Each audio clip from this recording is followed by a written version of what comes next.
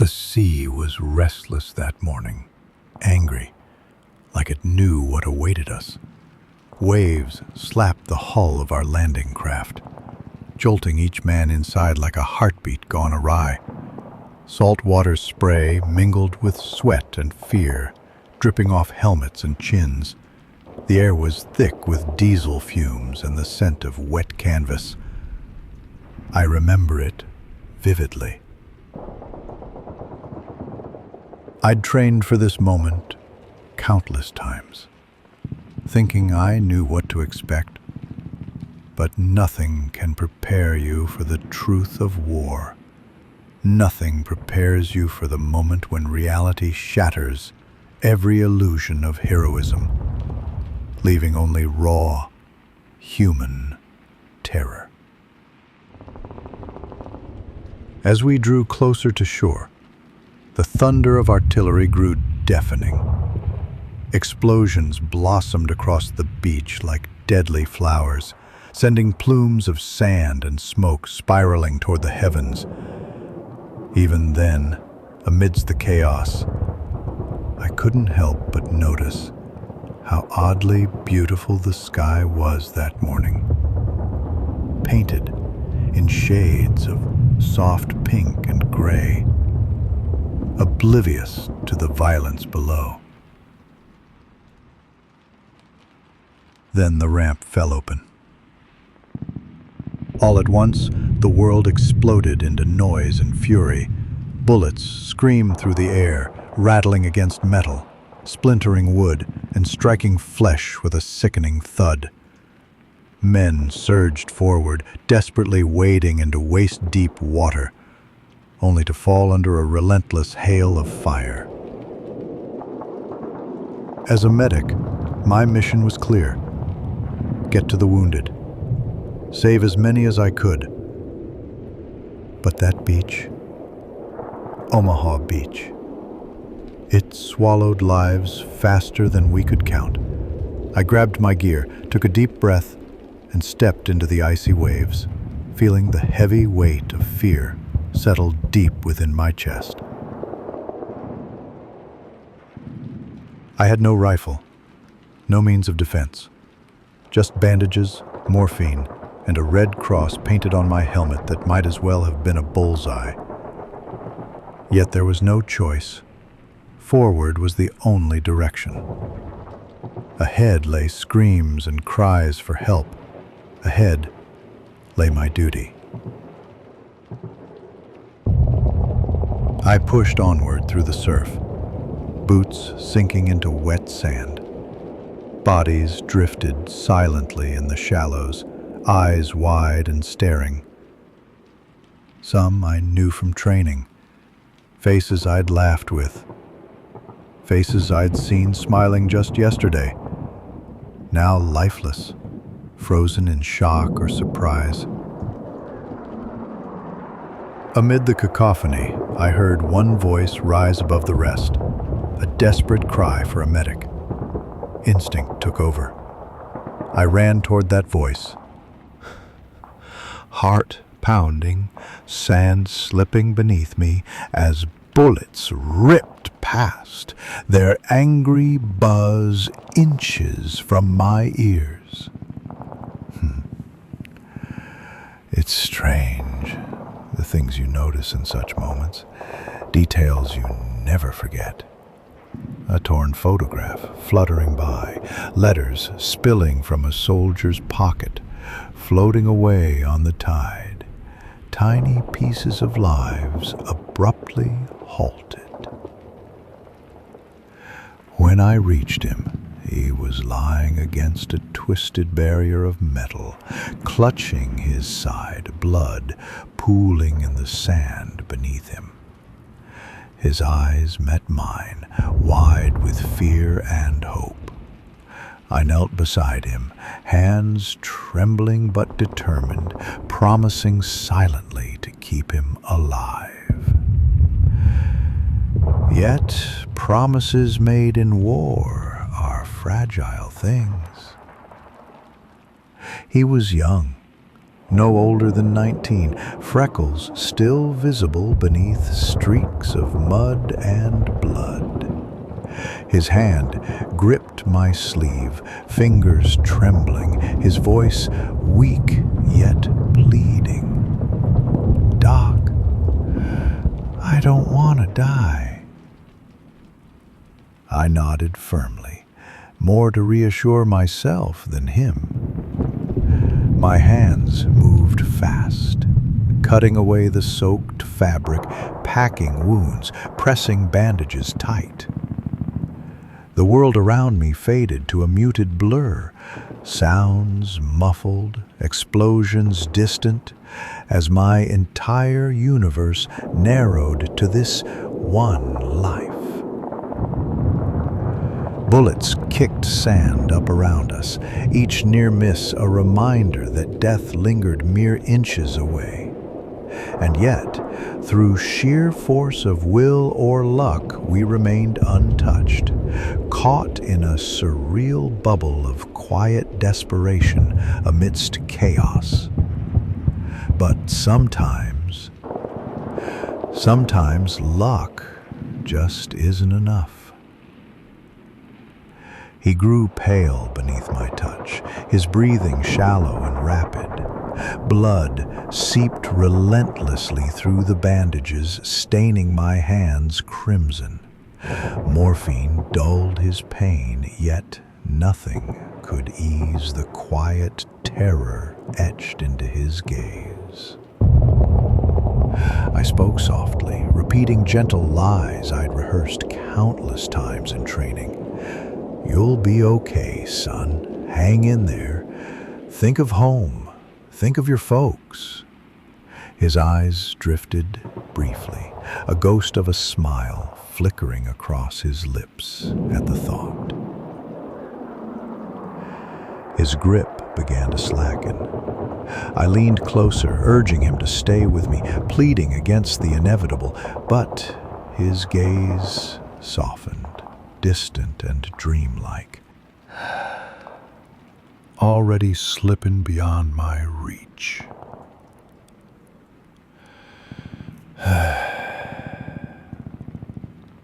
And then he was gone.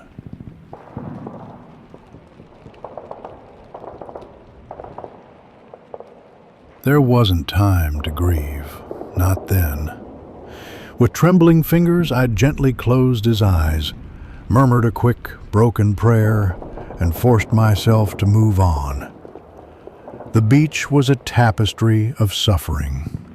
Each step revealed another wounded man crying out, another choice forced upon me. I pressed onward, through tangled barbed wire and shattered landing craft, from one cry for help to the next. Each face blurred into the next, each story unfinished, cut brutally short. Yet deep down, I carried them all. Their names forgotten perhaps, but their eyes remained vivid, etched forever into memory. As the hours stretched on, the beach slowly transformed. Waves continued crashing ashore, indifferent to our struggles. Smoke drifted across the sand in ghostly clouds. Bodies, some alive, many more dead, lay scattered, forming silent reminders of our grim sacrifice. Yet slowly, painfully, we began to push forward. Survivors rallied, regrouping in small pockets, driven by instinct or sheer stubbornness. And wherever they went, I followed, patching wounds, offering hope, carrying the impossible burden of decisions made and lives lost. At some point, a shell detonated close by. I was thrown to the sand, ears ringing, vision swimming. Everything slowed down as I lay there, gasping, dizzy, sand and debris raining softly around me.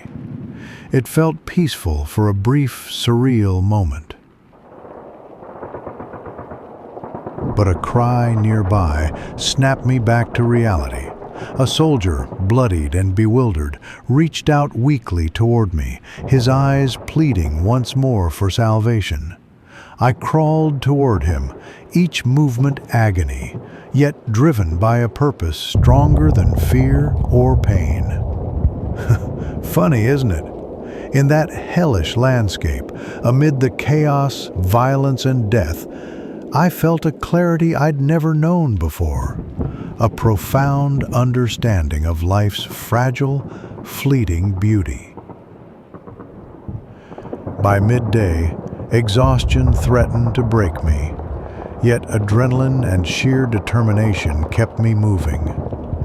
Each soldier saved, each bandage wrapped, each whispered reassurance was a tiny victory in an endless sea of suffering. Still, even now, decades later, one face haunts me above the others. That young soldier by the barrier.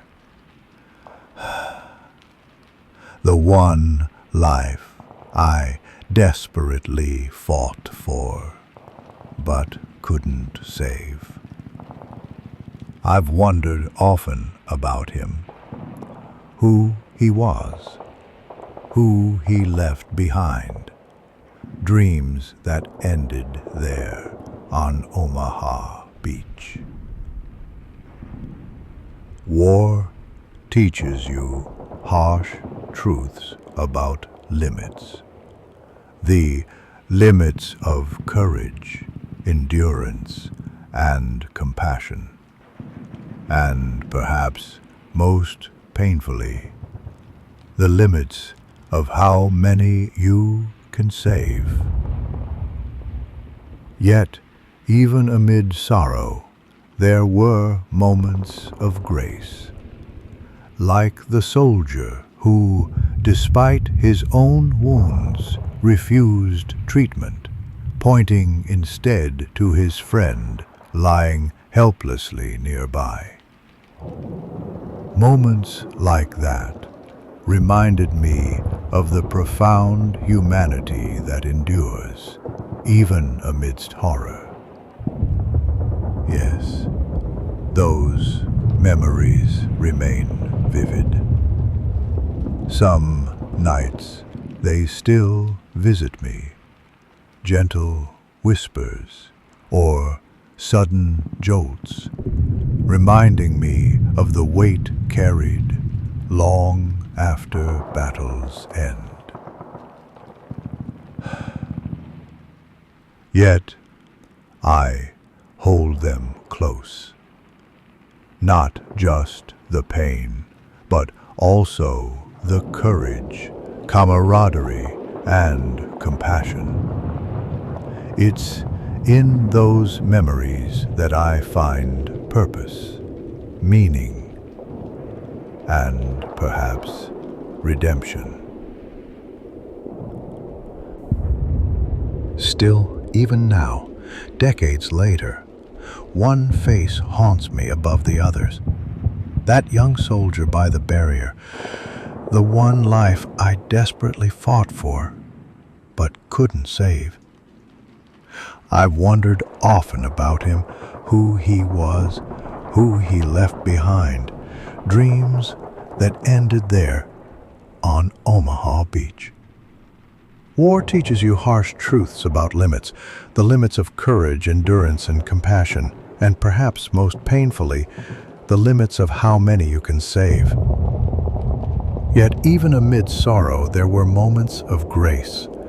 Like the soldier who, despite his own wounds, refused treatment, pointing instead to his friend lying helplessly nearby. Moments like that reminded me of the profound humanity that endures, even amidst horror. Yes, those memories remain vivid. Some nights they still visit me, gentle whispers or sudden jolts, reminding me of the weight carried long after battle's end. Yet I hold them close, Not just the pain, but also the courage, camaraderie, and compassion. It's in those memories that I find purpose, meaning, and perhaps redemption. As daylight stretched toward afternoon, Omaha Beach became a blur of sand, smoke, and blood. Men kept moving, pushing, inch by desperate inch inland. I followed, each step heavier yet somehow determined. Exhaustion tugged at my bones, every muscle aching, every nerve frayed, but the call of the wounded left no room for rest. I remember reaching a shallow trench, hastily carved by soldiers seeking cover. Men huddled there, eyes wide and uncertain, rifles gripped tightly, faces smudged with dirt and fear. Among them was a young lieutenant, barely older than the boys he commanded. His voice shook slightly, but his words were firm. "Medic, we got wounded further ahead, past the wire. Can you help?" I nodded silently, feeling the familiar flutter of fear in my chest. Steeling myself, I climbed out of that trench, crawling low beneath barbed wire, sharp metal slicing through sleeves and scraping my skin raw. Bullets kicked dirt around me, angry little explosions chasing my every movement. But out there, amid that relentless chaos, something shifted inside me. Fear, still present, became strangely distant, replaced by a stubborn sense of purpose.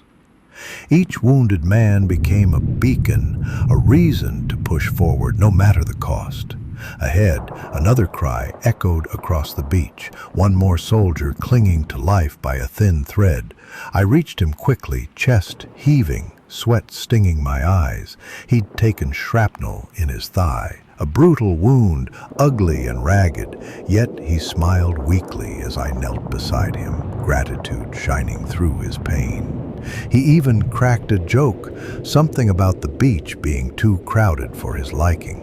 Strange how humor persists even in war's darkest moments. I worked swiftly, stemming bleeding, injecting morphine and reassuring him quietly. His eyes softened with relief, the tension in his body easing slightly. But the task was far from finished. Getting him to safety meant moving him back through that deadly gauntlet of bullets and shells. Taking a deep breath, I lifted him onto my shoulders, staggering slightly under his weight. He groaned, teeth clenched, whispering apologies as if his pain was somehow his fault. I shook my head gently, no apologies needed, not now, not ever. Every step was agony, muscles burning, knees shaking, each breath coming raggedly. Around us, battle raged furiously. Soldiers shouted, bullets zipped past, explosions rocked the earth beneath our feet. But somehow, impossibly, we kept going. Until finally, mercifully, we reached the relative safety of that shallow trench. Hands reached out eagerly, pulling him gently from my shoulders, placing him carefully among comrades. Their faces softened briefly, relieved, grateful, reminders of what we fought to preserve. Yet there was no pause for celebration. Another cry carried faintly over the battlefield, another life in peril, another chance to help or fail. War offers no respite, no pause for reflection, just endless choices made in moments, carried forever. Later that afternoon, during a rare lull, I found myself crouched by a cluster of rocks, my fingers trembling uncontrollably.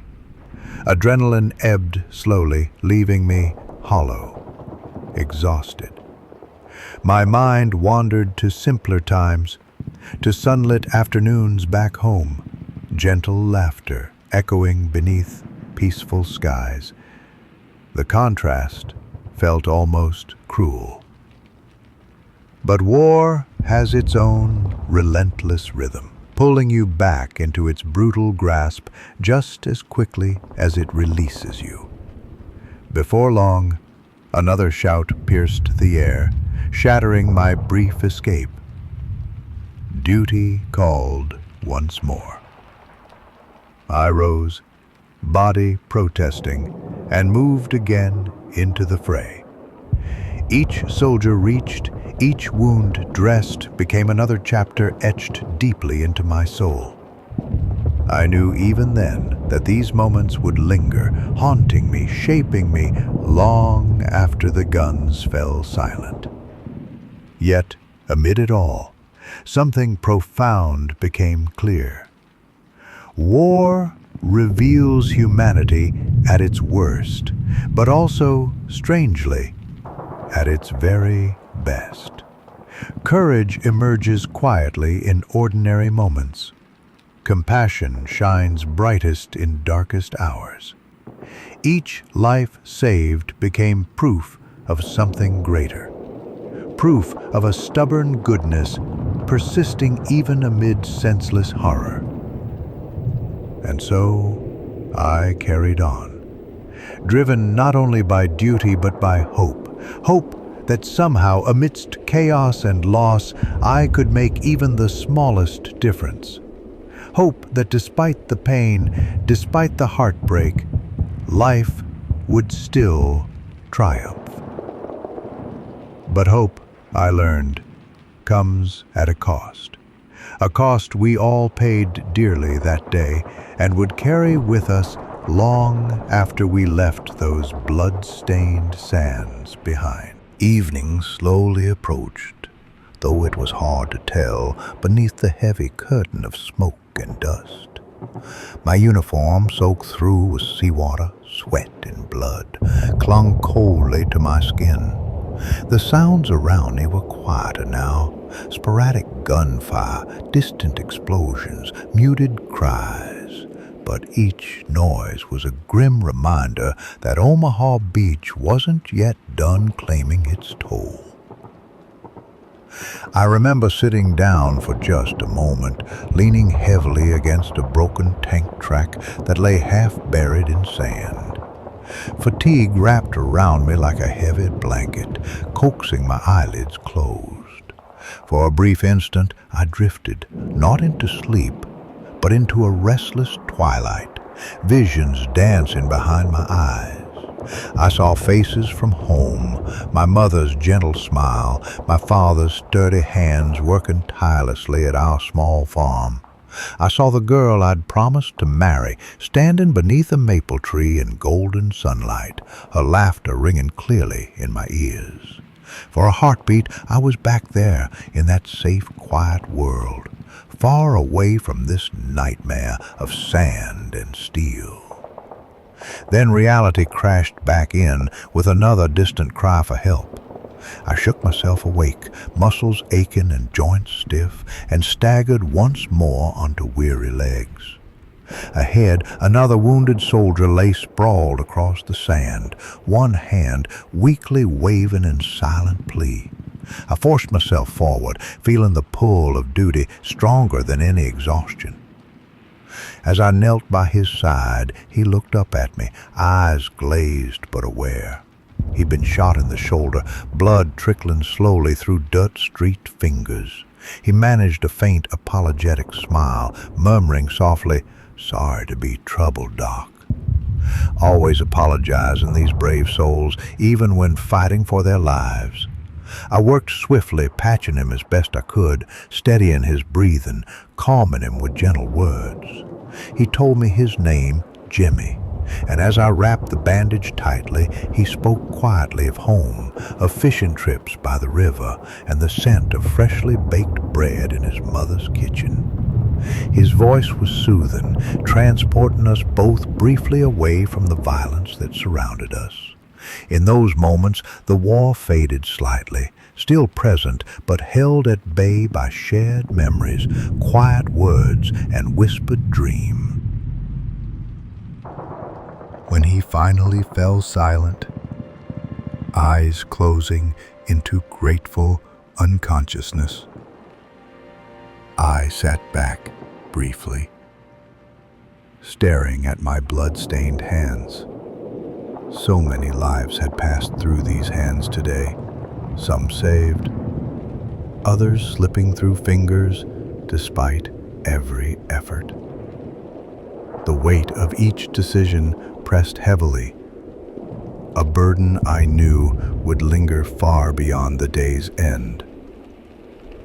And as I rose, preparing once more to continue, the landscape around me slowly came into sharper focus. The beach was transformed, bearing witness to the brutal cost we'd paid for every inch of sand reclaimed. Yet, amid the devastation, lay determination, a fierce resolve, visible on every weary face, in every exhausted gesture. Nearby, a group of soldiers began carefully lifting wounded men onto stretchers, moving them toward makeshift aid stations further inland. Others worked to clear paths, digging trenches and piling sandbags, fortifying their fragile gains. Despite exhaustion, despite fear, their efforts revealed a profound truth. Even in war, life stubbornly seeks a foothold. As twilight began to deepen, casting a soft gray veil over the battlefield, I joined them, lending my strength to theirs, carrying the wounded to safety. Every step felt heavier now, every breath harder, yet somehow more meaningful. Each life carried became a silent victory, a defiant act against the senselessness surrounding us. In that fading light, I glimpsed a strange beauty, the kind that only emerges after deep suffering. Soldiers who'd begun the day as strangers now worked side by side as brothers. Compassion flowed freely, shared silently in glances and gentle touches. Amid tragedy, bonds forged swiftly and fiercely, bonds strong enough to endure long after battle's end. Looking back now, decades removed from Omaha Beach, I marvel at that resilience, at the quiet courage each man carried. Those memories remain vivid, poignant reminders of both our fragility and our strength. Reminders of all we lost, yes, but also of all we discovered within ourselves. As night finally settled across the blood-soaked sands of Omaha Beach, we knew our work was far from done. Yet beneath the sky slowly filling with stars, hope flickered faintly. Fragile yet undeniable, a small spark promising that somehow, against all odds, tomorrow might offer something better. Night on Omaha Beach was cold, colder than I'd expected. The damp chill of sea air seeped through my uniform, sinking deep into my bones. Darkness brought a new kind of quiet, not peaceful exactly, but muted. A strange hush settled across the sands, as if the beach itself were mourning. We huddled in shallow foxholes, dug hastily into the sand, bodies pressed close for warmth. silence punctuated only by occasional or whispered words. In that darkness, each man grappled with his own thoughts. Some prayed softly, murmuring comfort or plea.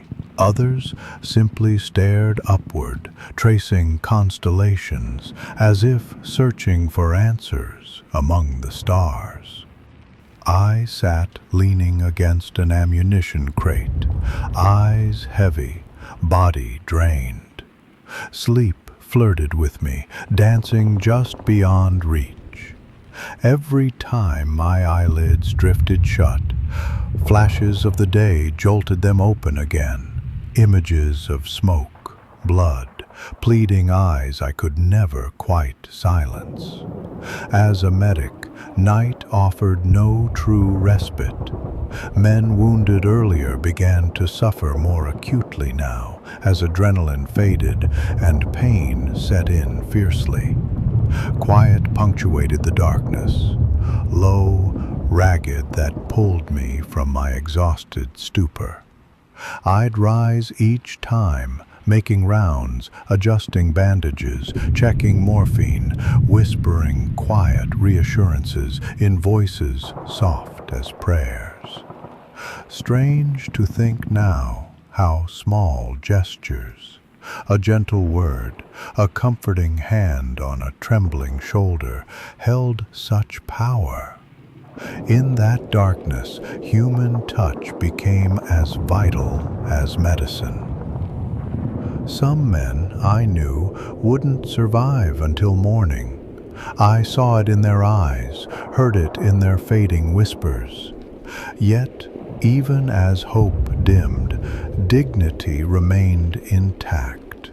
Soldiers held each other's hands, exchanged quiet jokes, offered whispered farewells. I marveled at their courage, the kind not shouted proudly but displayed quietly. I marveled at their courage, the kind not shouted proudly but displayed quietly, humbly, in tiny gestures of humanity. Near midnight, a young soldier named Danny quietly called my name. I found him wrapped in blankets, shivering fiercely.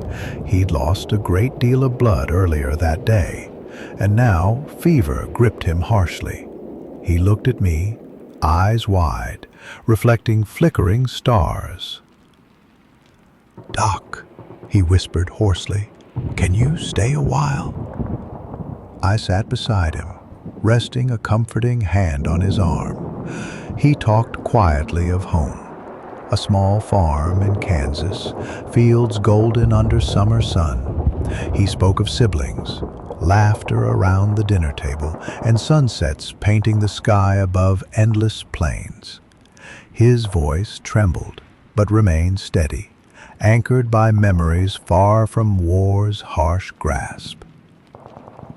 As he drifted into uneasy sleep, I stayed, listening to his breathing, a slow, rhythmic sound comforting in its fragility. Looking up, stars shimmered quietly above, distant witnesses to our human struggles. In that quiet, surrounded by wounded men and whispering sea, I realized how deeply connected we all were. Not just soldiers, but humans bound by shared hopes, dreams, and fears. At some point, I must have dozed, drifting into restless dreams. Faces returned vividly. The soldier by the barrier, his final desperate gaze etched permanently into my heart. Each man I couldn't save lingered, silent reminders of the cruel arithmetic war imposes on those tasked with healing. Before dawn, I woke to the soft rustling sounds of men stirring, readying themselves for another day. Light slowly seeped into the eastern sky, casting a faint, gray glow across the battered landscape. Smoke hung like mist above sand pitted and scarred, reminders of yesterday's sacrifices. As morning approached, we began again, clearing wreckage, tending wounds, preparing ourselves for whatever lay ahead. Bodies, carefully covered in blankets, were gently placed together, awaiting proper burial. We worked quietly, reverently, speaking little, respecting the weight of loss that now lay heavily upon us all. Yet, amidst this somber work, small miracles unfolded. Soldiers helped each other stand, shoulders supporting wounded comrades, hands clasped firmly, expressions set with quiet determination. Life continued, even here, perhaps especially here, amid death and destruction. Each act of kindness, each gesture of compassion, felt like defiance, proof of humanity's stubborn resilience.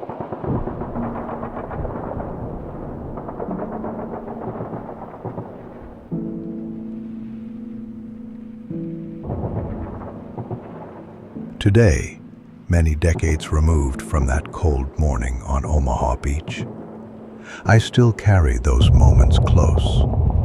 Memories of courage and kindness shine brighter than violence ever could. Faces long since past live on vividly, quietly inspiring strength whenever my spirit grows weary. War leaves scars, yes, but it also reveals hidden depths within us all. Strength we never knew existed, compassion we never imagined capable of giving. Even amid darkness, we find small, glowing embers of hope, enough to guide us forward, no matter how uncertain the path. And as that gray dawn rose over Omaha Beach, I understood one thing clearly.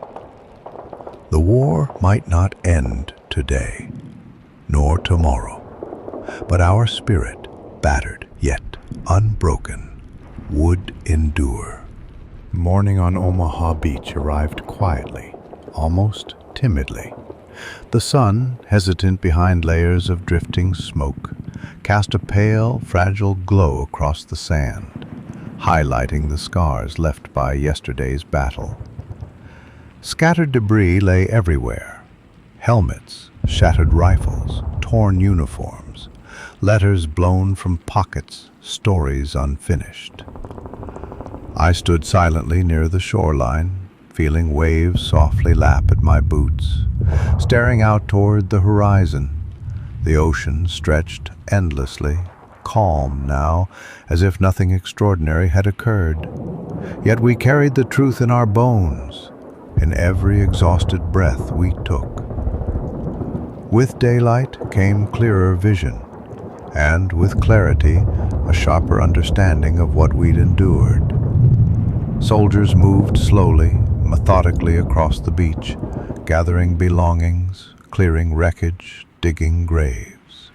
Each task carried quiet reverence, an acknowledgement of sacrifice far beyond words. And still, amid solemn duties, there were wounded to care for, men whose pain lingered long past initial trauma. I moved among them steadily, tending fresh injuries, checking bandages, speaking gentle reassurances. Each man I touched offered quiet thanks, a nod, a faint smile, eyes holding gratitude beyond measure.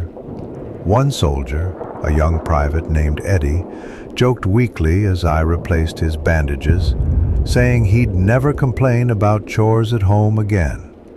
Laughter rippled softly through our small circle, breaking the tension, reminding us briefly of simpler lives left behind.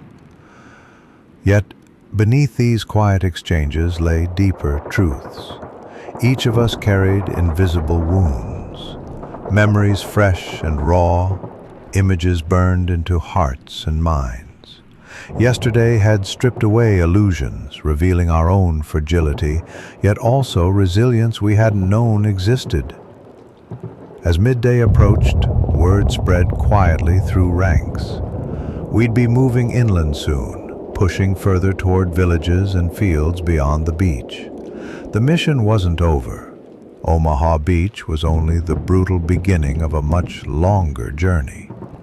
Soldiers nodded grimly, preparing themselves mentally for what came next.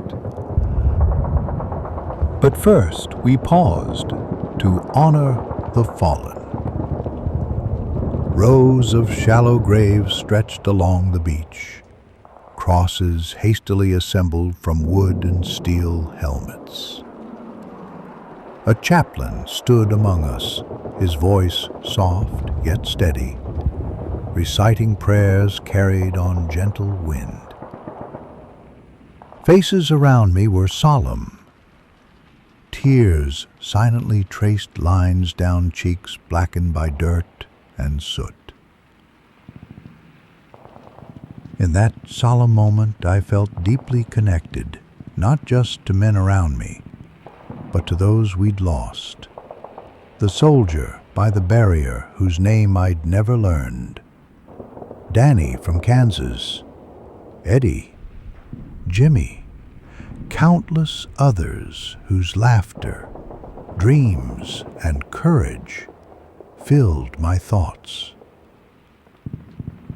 Each life mattered profoundly, each loss etched permanently into memory.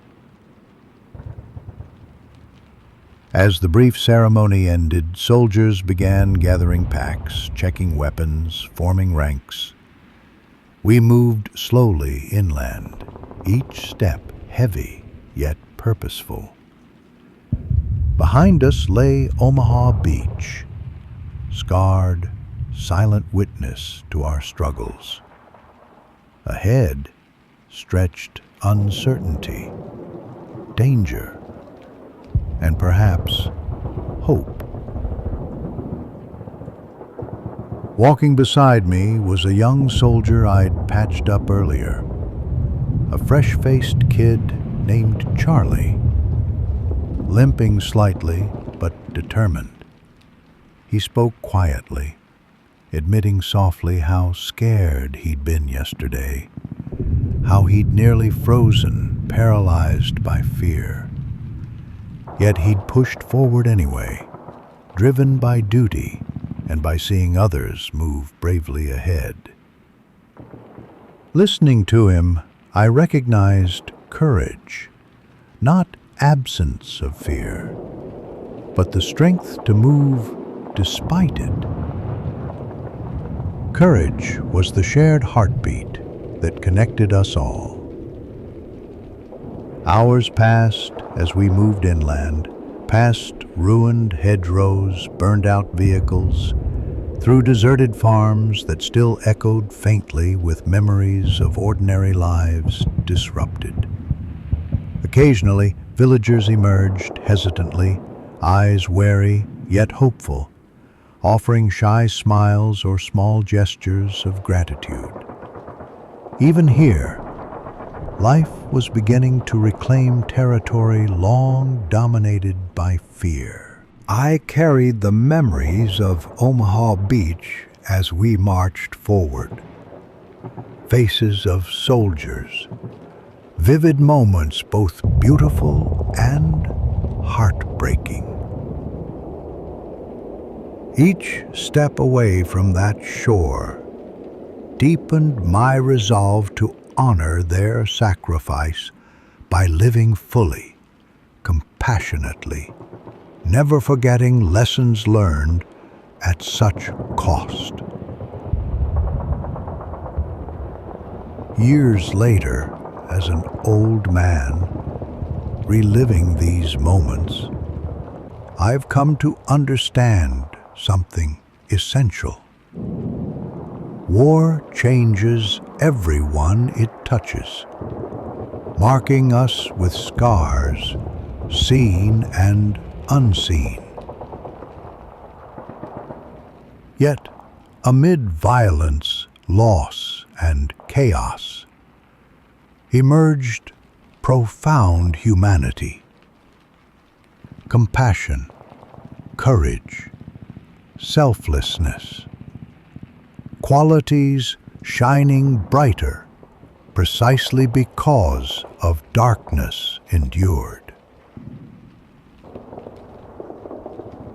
Today, when I close my eyes, Omaha Beach returns clearly. Sounds, smells, emotions still fresh. But alongside pain remains something powerful: gratitude.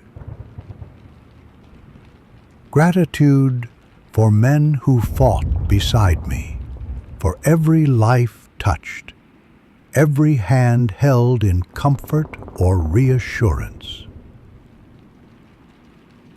Yes, war is brutal, no denying it, but even in its harshest moments, it reveals truths worth holding close.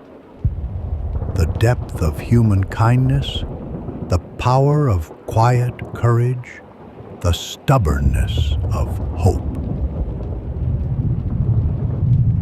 And perhaps most importantly, the simple, enduring truth that even in darkness, we are never truly alone.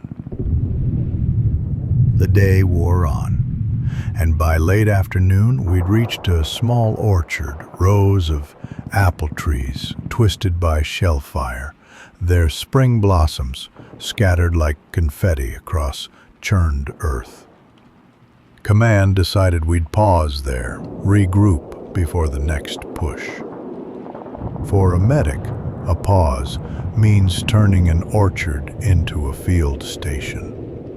We laid stretchers beneath the splintered trunks, hung blankets for shade, and spread canvas rolls of instruments on overturned crates. Soon, the wounded arrived, carried, dragged, sometimes walking on sheer will alone. The sweet scent of crushed blossoms mixed strangely with blood and iodine, an aroma I'll never forget. Triage began. The rule was simple, cruel: help the ones who might live, ease the pain of those who wouldn't. Every choice felt like playing God with dirty hands. One corporal, chest wound whistling with each breath, looked at me, eyes bright, terrified. I pressed gauze, felt the bubbling under my palm, and knew the truth. Yet I whispered gently, "You'll be all right, buddy," because sometimes mercy is a lie told gently. Nearby, Charlie, the kid who'd limped beside me from the beach, helped pass canteens, his own bandage darkening with seeped blood. I told him to sit, rest that leg, but he shook his head, saying, determined, "I owe you, Doc." Courage again in the quiet places. At one point, a shell landed short and burst in an irrigation ditch. Dirt rained down, and a private beside me yelled, "They're pruning the trees the hard way." We laughed, brief, shaky, absurd. Laughter, it turns out, is a tourniquet for the soul. As dusk bled into the orchard, lanterns flickered to life. Shadows stretched long, dancing on bark and gauze. I stitched, splinted, injected morphine until my fingers cramped. When I finally straightened, the stars were out, cold and sharp. Exhaustion settled over the men like dew. Some slept sitting up, rifles across their knees. Others, murmured in dreams. I walked the rows, checking pulses, adjusting blankets. And then, Just beyond the tree line, I heard a low voice calling, "Medic, over here." I followed the sound, crunching over fallen branches, until I found him. A lone soldier propped against a stone wall, moonlight silvering his face. Blood soaked his trouser leg. A tourniquet, improvised from a torn belt, bit deep into his thigh. He'd saved his own life for a while. He smiled as I knelt. "Took you long enough," he rasped. I smiled back, unpacking my kit. Under the bandage, the wound was ugly, jagged metal still lodged against bone. I cleaned, dressed, gave him morphine. All the while he softly talked about a baseball diamond back home, the smell of fresh-cut grass, the roar of the crowd when he hit his first home run. His voice faded, but he kept his eyes on mine as if afraid the memory would slip away if he blinked. And suddenly, I saw the soldier from the barrier, Freckles, 19, dying under a sky streaked pink with dawn. The memory hit hard. My hands trembled. "I couldn't save him," I whispered before I knew I'd spoken. The man frowned, confused, but I shook it off, forced a steady tone. "You're gonna be okay. We'll evac you at first light." He nodded, trusting a stranger under foreign stars. After dressing the wound, I stayed a moment, listening to the distant rumble of artillery, the soft rustle of orchard leaves. Guilt pressed heavy. Every life saved weighed less than the ones I'd lost. I'd been taught not to personalize patience, but on nights like this, the textbook rules felt hollow. Back at the station, I wrote quick notes, name, serial, blood type, on a scrap of ration box, pinned it to his collar. Paper promises that he'd make it home.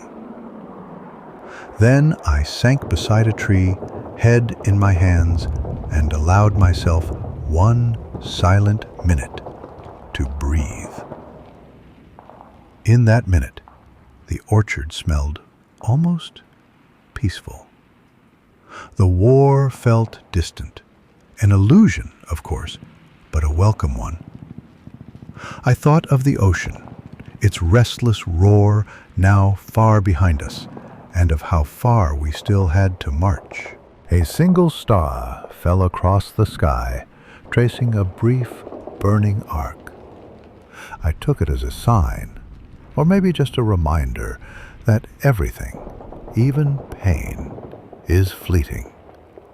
And I vowed again, fiercely, that the names and faces of those I couldn't save would not be lost to darkness.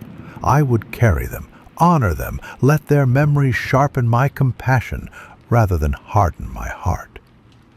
Soon a runner brought orders.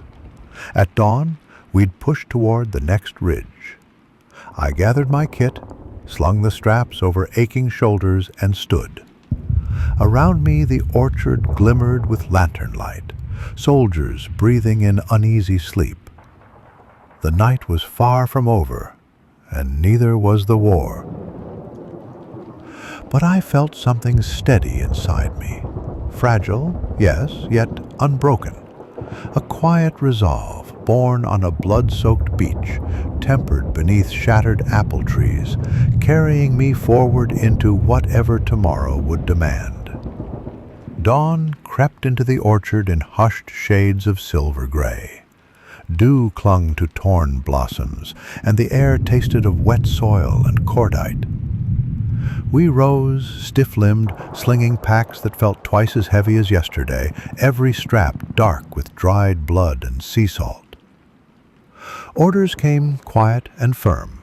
Advance to the next ridge, secure the crossroads beyond. No speeches, just nods, the scrape of boots, the soft click of safeties sliding off. I checked my kit one last time. Gauze stiff as parchment, morphine dwindling, scissors dulled from bending wire. Funny the things you notice. A single apple, bruised but whole, rolling across the mud as we filed out. I slipped it into a pocket. Hope sometimes fits in small places. The terrain changed fast. Hedgerows, thick and twisted, walls of living green that hid friend and foe alike. We called it bocage.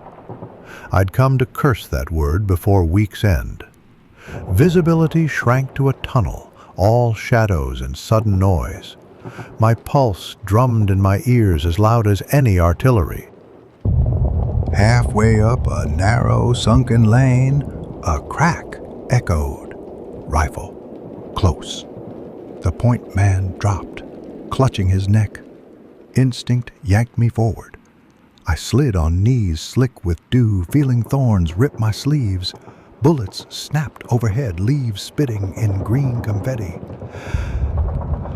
Heart hammering, I pressed bandage to a wound pulsing bright scarlet.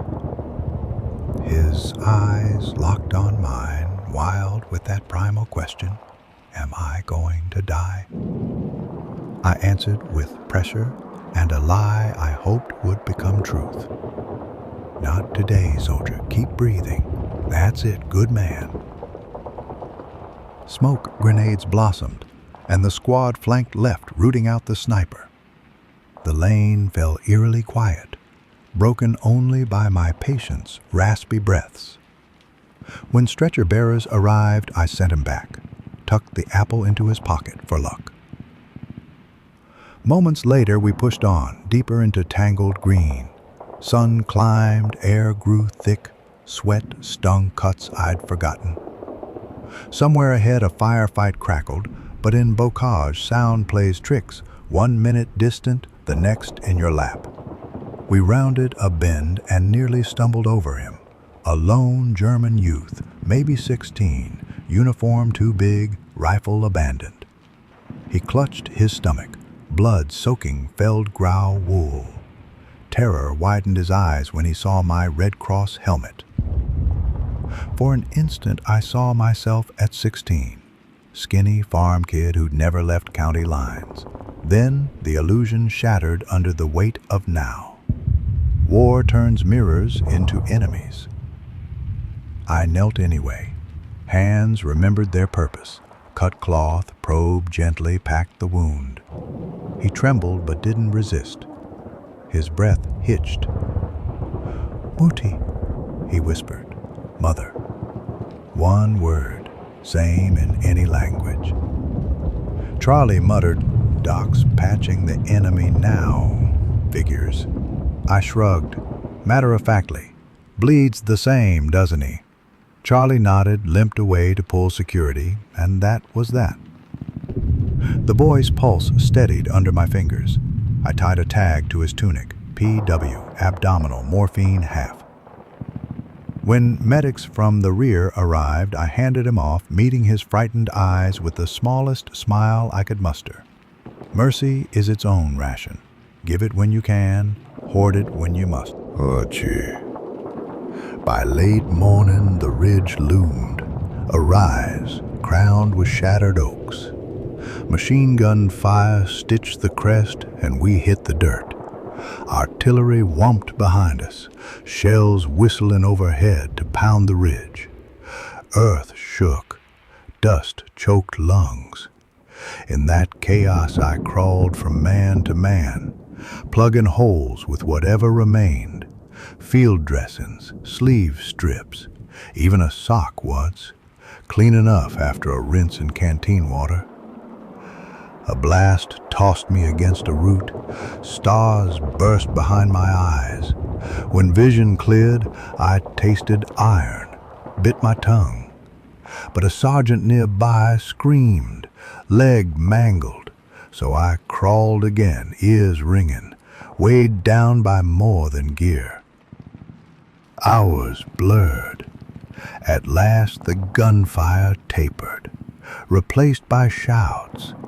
Hours, The ridge was ours. Exhausted cheers rose, thin but fierce, like candles guttering in wind, yet refusing to die. I slumped against a blackened stump, head back, watching clouds drift as if nothing extraordinary had happened below.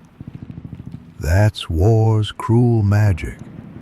The sky stays innocent while men trade pieces of their souls in the dirt. I've wondered since if the clouds remember, if they carry our stories the way I carry names. Evening threatened again, and orders crackled to dig in. I inventoried supplies, almost gone. Tomorrow would demand more than I had to give. But tomorrow wasn't here yet. For now, I wiped blades, rewound bandages, and whispered thanks for one more breath. Somewhere in my pocket, the rescued apple still waited, bruised but whole. I polished it on my cuff, split it with my knife, and shared half with Charlie. Sweet, tart, tasting of seasons far from bocage lanes.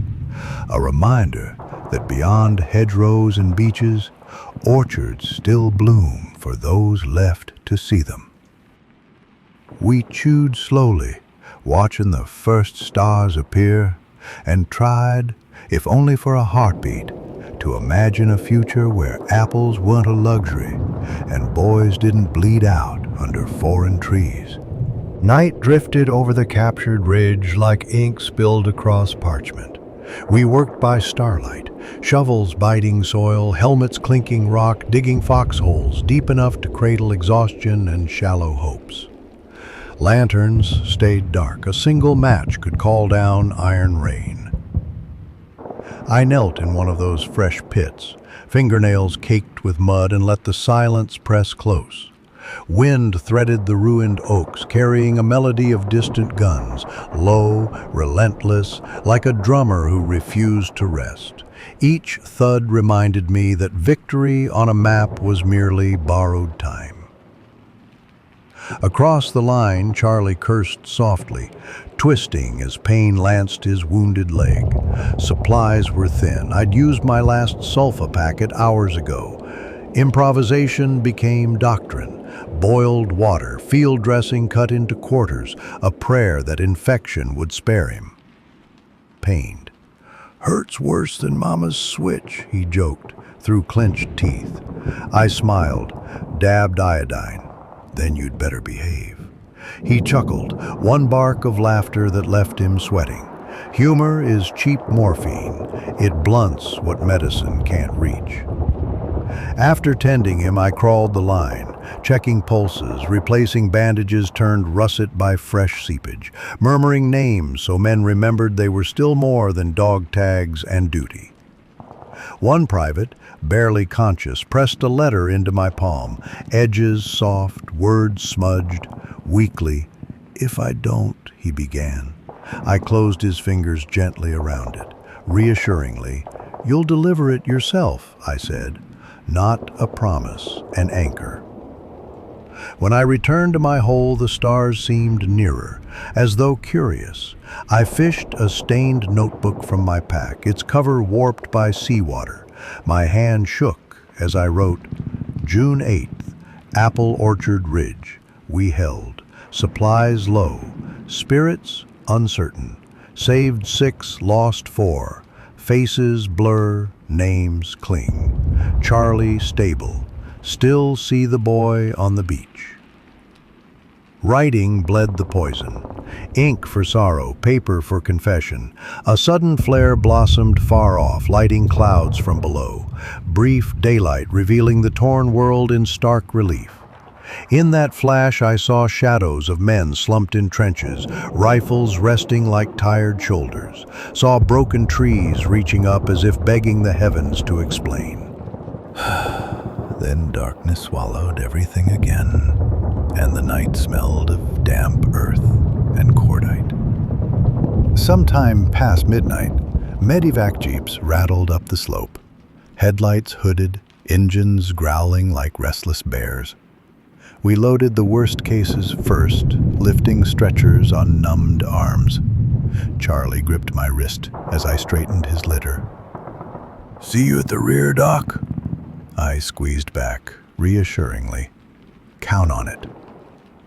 The convoy lurched away, red tail lamps winking out one by one. Their dust tasted bitter. Victory always leaves grit on the tongue. No sooner had the last jeep vanished than enemy artillery found the ridge. The first shell screamed overhead, detonating beyond our perimeter. Orange glare, thunderclap, earth bucking beneath boots. Men dived, curses swallowed by roaring air. I flattened in my foxhole, helmet ringing like a church bell struck hard. Shrapnel hissed through leaves, thunked into soil. I felt every heartbeat as a separate lifetime. Between impacts, I heard a voice, faintly terrified, somewhere left of my position. Crawling low, I followed it to a crater still steaming. A young radioman lay there, headset askew, shoulder shredded, blood pooled black in the moonlight. He tried to speak, only froth came. I clamped gauze, pressed hard, whispered nonsense. "Breathe slow. Waves on a beach. In, out." My own breathing synced with his, drawing him into a rhythm not punctured by explosions. Shells marched closer. I could feel concussion in my teeth. Still, I held pressure, refusing to concede. When the barrage finally lifted, the ridge hummed with aftershock, like the world catching its breath. The radio man's chest still rose, shallow but steady. I hauled him onto a poncho, dragging toward a half-collapsed trench. Each pull felt endless, yet purpose lent strength where fatigue had emptied me. By the time I settled him under cover, new gray light fringed the horizon. Weary dawn again, another unpromised tomorrow. Haggard medics from the rear arrived at sunrise, surprised we had any living left to collect. I handed over the radio man, fingers glued with dried blood. One of them clapped my shoulder, silent thanks heavy as armor. As stretchers disappeared downslope, I realized Charlie was gone with them, my half of the apple still tucked in his pocket. I hoped he'd save the seeds, plant them somewhere that never heard artillery. We held formation for new orders, rifles slung, eyelids sandpaper thin. I glanced along the line, different faces than Omaha, yet wearing the same mixture of dread and determination. War is a relay, one battered soul passing courage to the next. I wished fleetingly for the calm of my father's fields, the hush of wheat before harvest, but the whistle of the platoon sergeant cut through memory. Time to move. We stepped off the ridge, boots crunching shell casings, and the world beyond the hedgerow yawned wide.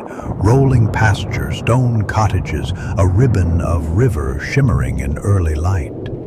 It looked peaceful, postcard perfect, until a distant MG-42 barked reality. I tightened the straps of my kit, felt the notebook press against my ribs, and followed the column forward, carrying bandages, morphine, and a garden's worth of ghostly apples in my heart.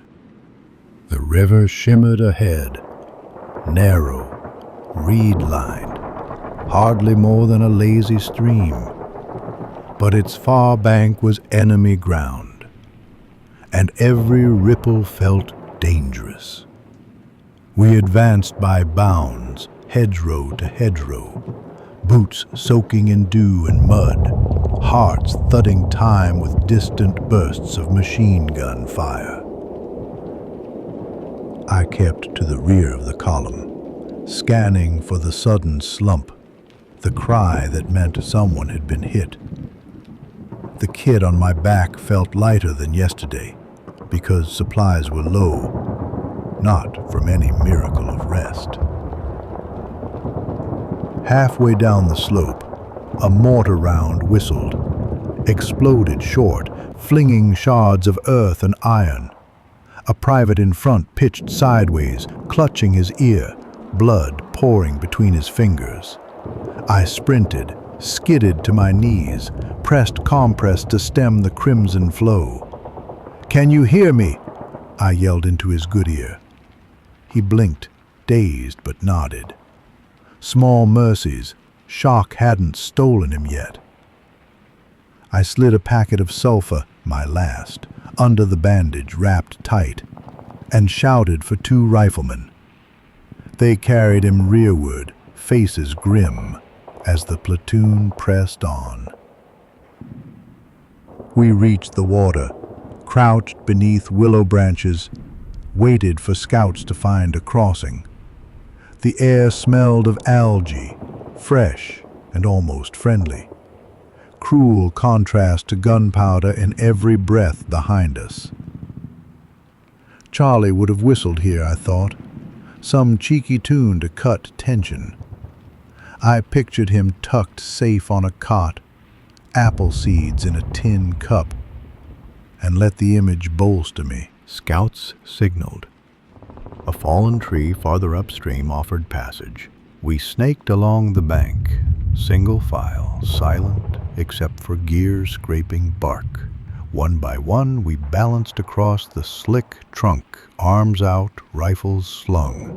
When my turn came, I felt the river tug at reflections, sky, leaves, my own haunted face. Then reached the far side, intact. A corporal waved frantically. 2 soldiers lay sprawled in open ground, one motionless, the other writhing. Adrenaline vaulted me over the wall. I crawled flat, pack scraping dirt, feeling each round flick sand into my eyes. Reaching the first, I knew he was gone, eyes glassy, a neat hole at the temple. I muttered a prayer, shifted to the second. His thigh was shredded, blood spurting bright. Tourniquet first. Belt through buckle, twist with a bayonet handle until flow slowed to an ooze. He gripped my arm, nails biting through fabric. "Don't leave me," he rasped. "You're coming with," I said, voice steadier than I felt. But we needed smoke, covering fire, something. I peeked back. The corporal tossed a yellow grenade. Smoke billowed, and 2 lads dashed, hauling the wounded man, while I kept pressure on the wound. A bullet clipped my helmet, clang that rang bone deep, but we made the wall alive. Inside the farmhouse, resistance crumbled under grenades and rifles. When quiet fell, we found 2 German medics tending their own.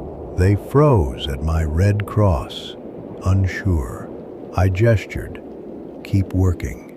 War had rules older than hatred. One of them slid a medical satchel across the floor. Morphine ampules, fresh bandages, a trade without words. I nodded thanks, stuffed the precious supplies into my empty pockets. Afternoon sun filtered through bullet-pocked shutters, dust dancing in spears of light. We converted the farmhouse parlor into a dressing station, shifted furniture, laid out stretchers on checked linens, still smelling faintly of lavender. War devours normalcy, yet leaves the aftertaste. A French woman emerged from the cellar, clutching a toddler. Her eyes were huge, wary. I knelt, offered water, checked them for wounds. None, only fear that would scar deeper than shrapnel. She whispered, "Merci, merci," over and over, as if the word might shield her child. Moments later, Runner burst in, counterattack forming at the ridge we'd left that morning. We had minutes to move. I packed hurriedly, ripping cloth into makeshift slings, securing morphine vials against breakage.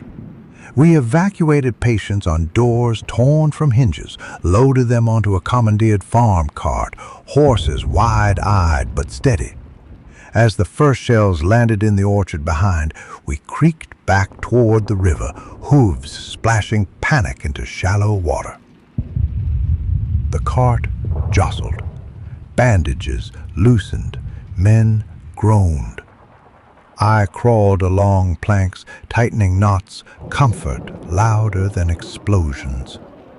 One wounded sergeant caught my sleeve. "Doc," he muttered, "tell me it's worth it." I hesitated, then glanced at the toddler's face peeking from her mother's shawl. "It is," I said, and believed it for that heartbeat. We reached friendly lines by dusk. Engineers dug in, priests murmured blessings, and I finally let my pack slide off aching shoulders. When I opened the German satchel, I found beneath the bandages a folded photograph. 2 boys beside a black forest pond, fishing poles in hand, grins eternal. I tucked the photo into my notebook, another ghost joining the orchard of memories, because even captured moments deserve rescue. That night, under a tarpaulin strung between trucks, I closed my eyes to the lullaby of distant artillery and river frogs. The war pressed on, relentless, but for now my world shrank to the soft breath of sleeping wounded and the steady thump of my own persistent heart.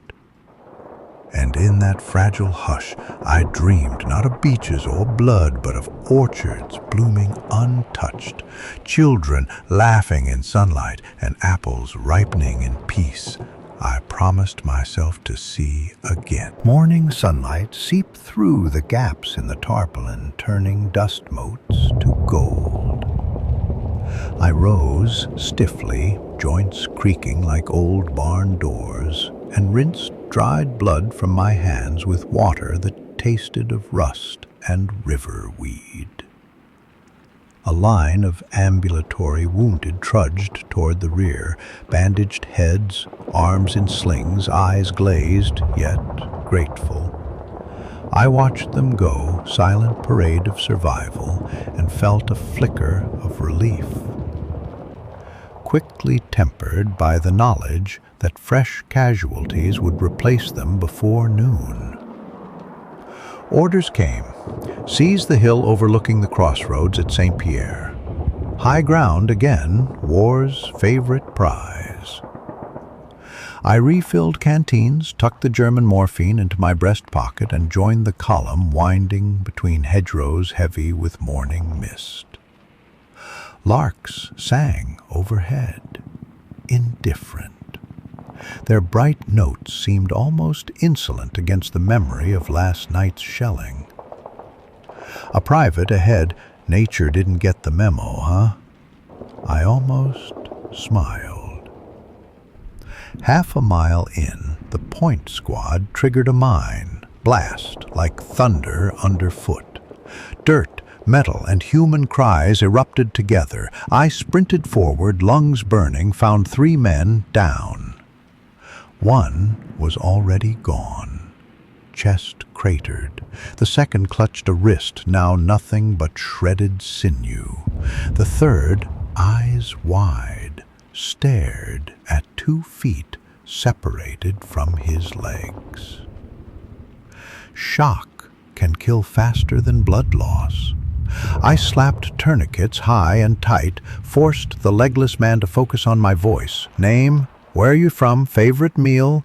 He, meatloaf, Ma's meatloaf, and I said, then you owe her a letter. Don't you quit on me. Riflemen formed a ring while engineers swept for more mines. As they lifted the wounded onto stretchers, I realized my hands were trembling. Not from fear, exhaustion, maybe, or the grotesque absurdity of arguing meatloaf against mortality. We pressed on, weaving through lanes lined with honeysuckle, sweet perfume masking cordite's bite. The hill emerged, steep, crowned with a stone chapel scarred by shrapnel. Enemy machine guns nested inside, muzzles glinting like cold eyes. Assault teams fanned out. I crouched behind a mossy wall, inventorying what little I had left. 2 bandages, 1 morphine ampule, iodine nearly gone. I wondered which souls would claim them before sunset. A sergeant slid in beside me, gnawing jerky. "Doc," he said, "you look emptier than my rations." I raised a brow. He laughed, tore the strip in half, handed me the bigger piece. Salty, tough. Tasted like friendship in wartime. Whistles pierced the air. Signal to advance. Infantry surged, rifles barking. I followed, ducking from crater to crater, waiting for the inevitable cry. It came fast. "Medic!" A voice shrill, echoing off chapel walls. A lieutenant lay exposed, chest heaving, blood blooming dark through khaki. I crawled, stones tearing knuckles, and pressed dressing to the wound. He sputtered. "Will I—" I cut him off. "Keep breathing. That's an order." His lips twitched, the faintest grin. Above, grenades burst inside the chapel. Thuds, screams, silence. The hill was ours, but cost tallied quick. 6 dead, 9 wounded, countless memories scarred. As stretcher-bearers carried the lieutenant away, he gripped my sleeve, whispering, "Thank you." 2 words heavier than a metal. I stood in the chapel doorway, dust dancing in shafts of sunlight through bullet holes. Candles lay shattered, saints' faces chipped but unbowed. I lit a stub of candle, let the tiny flame flicker for every soul, friend and foe, who wouldn't see dusk. Outside, soldiers fortified positions. I unrolled my last bandage to splint a corporal's fractured arm. Teasing, joking that I'd send him a bill, he laughed, wincing, and said he'd pay in cold beer back home. Afternoon shadows stretched long. Artillery smoldered on the horizon, yet for a brief lull, the valley below seemed peaceful. Fields rippling green, a farmhouse roof flashing red where sunlight caught broken tiles. I could almost believe the war paused to breathe. I opened my notebook, added names, dates, fragments of humanity. Hill at Saint-Pierre, chapel intact. 6 fallen. Larks sang at dawn. Meatloaf promise kept. Ink pooled where my hand shook. Smudging lines, proof that even memory bleeds. Closing the book, I tucked it close to my heart, hefted the lighter kit and glanced west where the sun dipped amber. Another march awaited, another village, another tally of loss and mercy. I drew one slow breath, honeysuckle, gun smoke, candle wax, and stepped off, ready to trade exhaustion for hope. One more time. Evening's glow faded faster than we could fortify the hill, and by the time darkness settled, a damp chill seeped into every seam of my uniform. A low fog curled up from the valley, swallowing moonlight, shrouding the chapel, in ghostly gray. We posted sentries, whispered passwords, then hunkered down among toppled gravestones and stone walls cracked by shells. I found a corner of the nave, roof half gone, stars peeking through shattered beams, and unrolled what passed for a bedroll. My knees ached like rusted hinges, but the soft drip of rain through broken rafters lulled me toward fitful rest. Sleep, though, never lasts long for a medic. A runner shook my shoulder, warm breath bursting in white puffs. "Doc, patrol coming in, 1 KIA, 2 wounded." I swallowed fatigue, grabbed my kit, now scarcely heavier than a loaf of bread, and followed him into the dark. Outside, in the lee of the chapel wall, a stretcher lay on mud. A sergeant's body, draped in a poncho, waited for morning burial detail. Beside him knelt a private, eyes clenched, both hands pressed to his abdomen. Blood seeped through trembling fingers. Another sat propped against a gravestone, rocking, a ragged crease across his scalp. I worked by red-filtered flashlight. First the scalp, quick stitch, gauze, a gentle pat on the shoulder, then the abdominal wound. Torn intestine, soil contamination, shock, creeping fast. I injected the German morphine, last dose, whispering thanks to unseen foes who'd surrendered it. The private's breathing eased, his pupils, huge with fear, finally met mine. "Will it hold?" he asked. I didn't lie. "Long enough to get you back," I said, knotting the bandage. He nodded, teeth chattering, whether from cold or fate I couldn't tell. We loaded both wounded on a handcart scavenged from the farmhouse. 4 riflemen volunteered to haul them downhill to the regimental aid post. I handed the lead man a scrap torn from my notebook. Symptoms, treatment, a plea for plasma. As they disappeared into fog, wheels squelching in mud, I felt the weight of those scribbled words leave my pocket and settle on my soul. I trudged back inside. Rain drummed steady now, a hushed lullaby over shattered pews. I knelt near a candle stump, still flickering before the altar, and let my mind wander. To home, to Charlie's promised beer, to the legless private dreaming of meatloaf. Each memory warmed me better than any blanket. I pictured my mother's kitchen. Lamplight, bread rising, the sweet hum of radio crooners. The contrast stung, yet comforted. War can't claim every room in a man's heart. Just before dawn, artillery thunder rolled from the west. Not ours. Enemy guns probing for our new line. Shells whistled, slammed into the slope behind the chapel. Stone shards flew like hornets. Men scrambled, cursing, pressing closer to walls already cracked. One blast dropped ceiling timber across the nave. A corporal screamed, pinned beneath. I dashed over, wedged a beam with a broken bench leg, and with 3 grunting soldiers levered the timber high enough to drag him free. His leg bent wrong, bone showing white. Shock time again. Splint, compress, blanket. I thanked silent teachers for drills I'd sworn at back in camp. The barrage lasted 10 minutes. Felt like a lifetime measured in heartbeats.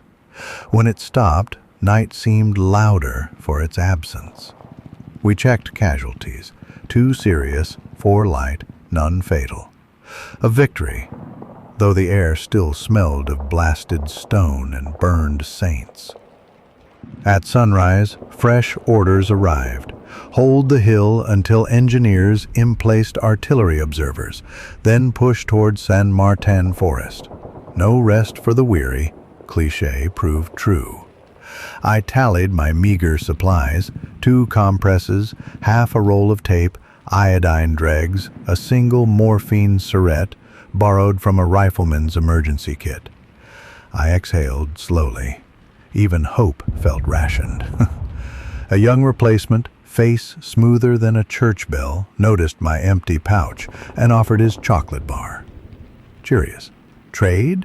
he asked. I broke it in 2, tasted sweetness, gritty with pocket lint, and for a heartbeat the war receded behind cocoa and camaraderie. We stepped off mid-morning, dew glittering on tall grass like 1,000 tiny medals pinned to earth. The path cut through orchards, apple trees again, branches sagging with fruit no one had time to pick. I plucked one as we passed, tucked it into my jacket. Another promise of peace for later.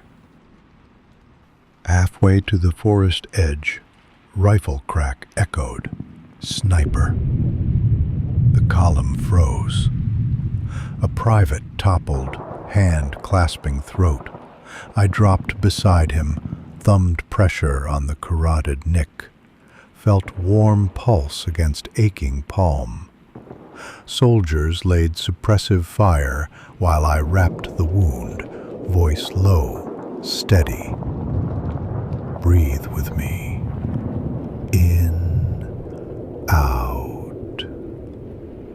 Seconds stretched elastic, but suppression worked. The sniper fell silent. We hoisted the private onto a makeshift litter. He mouthed something, couldn't speak through the bandage, so I leaned close. Tell my kid, brother, keep the old glove. I squeezed his shoulder, reassuring. He will. At the forest edge, we dug in again. Foxholes under towering pines, needles soft beneath boots, scent of resin masking rot. Engineers set spotting scopes. Artillery liaison murmured coordinates. I set my pack aside, sat on a stump, and finally bit into that apple. Juice ran down grime-streaked chin, sharp, alive. It tasted like August afternoons, unspoiled by history. I shared slices with anyone nearby, tiny communion of crunching smiles amid radios squawking war. When the core remained, I carved out the seeds, slipped them into my notebook beside the photo of German boys fishing. Different gardens, same fragile hope. By dusk, clouds thickened, promising more rain. I inventoried yet again, cloth torn from my own shirt tail, now quartered for bandages, brandy flask half full to double as antiseptic, and a heart that, though bruised, beat stubbornly on. Tomorrow, they said, would bring another push. So I penned one last line beneath the day's ledger. Held the chapel, crossed the orchard. Pines whisper promises. Apple seeds saved. Then I closed the book, tipped my helmet brim against drizzle, and let exhausted eyes rest, trusting that, somehow, a world with orchards still blooming was reason enough to rise again when the bugle called. Dawn slipped through the pines in pale ribbons, and our foxholes glittered with beads of rain. A robin sang somewhere overhead, brazen, hopeful. while engines rumbled awake along the muddy track. The order came down in a hissed whisper. Advance in staggered columns, sweep the Saint Martin forest, link with armor on the far side before nightfall. I cinched my pack, now half cloth, half wishful thinking, and followed the line into the dripping undergrowth. Pine needles muffled our boots. Every breath smelled of resin and damp moss. For a few hundred yards there was only birdsong and the soft of safety sliding off. Then, without warning, the woods erupted. Bursts of automatic gunfire, bark like popcorn. I hugged a fallen log, heart hammering. 2 trees ahead, a rifleman spun and collapsed for help. I crawled belly wet earth, reached him in a shower of splinters. A bullet had plowed a furrow across his back, shallow but bleeding like a gutter in storm. I packed gauze, tied off, and "Stay low, you're all right." He grabbed my sleeve. "Doc, my lucky card, don't let it go." A worn ace of hearts lay half buried in mud beside him. I slipped it into his breast pocket, patted twice, and he, as if the paper held real magic. Magic or not, the firefight eased when our bar team opened up, their tracers red lines through green gloom. The enemy melted deeper into the trees, and we pushed again, nerves stretched like wire. Near midday, we broke into a clearing and found a wrecked half-track smoldering, its fuel tanks steam. Inside, a driver still, barely, pinned beneath twisted steel. Flames crackling licked the floorboards, smoke choking the air. 2 infantrymen braced a pry bar. I slid inside, heat biting my cheeks, hands slipping on soot. With the bar bit, and we hauled the man out, uniform smoking, pulse fluttering. I stripped away melted cloth, smeared cooling salve from a dwindling tin, wrapped what skin I could. Pain bent him double, yet he, Danke. Another German, another life refusing to quit. By mid-afternoon, drizzle returned, quenching embers, painting everything the color of ash.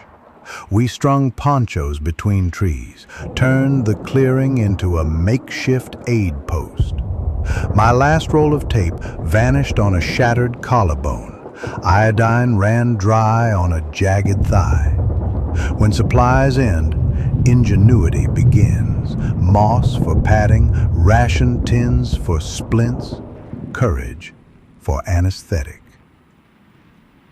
While I worked, a mortar wore off, friendly we hoped, followed by the dull collapse of timber.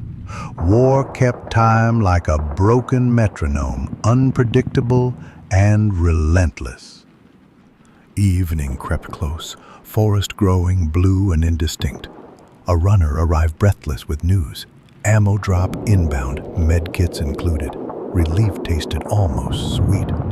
We guided panels through the canopy gaps, and a liaison plane buzzed overhead, crates parachuting like awkward birds. One landed yards away with a wet thud, chutes snagging on branches. Inside, bandages crisp, sulfur bright, morphine glinting glassy in the twilight. I felt like a starving man handed bread. The platoon cheered low and ragged. I tucked vials into every spare pocket, weight welcome as gold. As darkness settled, we dug shallow pits for the 2 we hadn't saved. Pine boughs served as shrouds, dog tags recorded, prayers murmured. The German driver, breathing easier now, asked quietly if we'd write his mutter.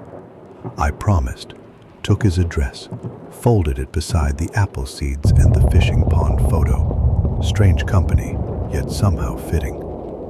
Night watch rotated.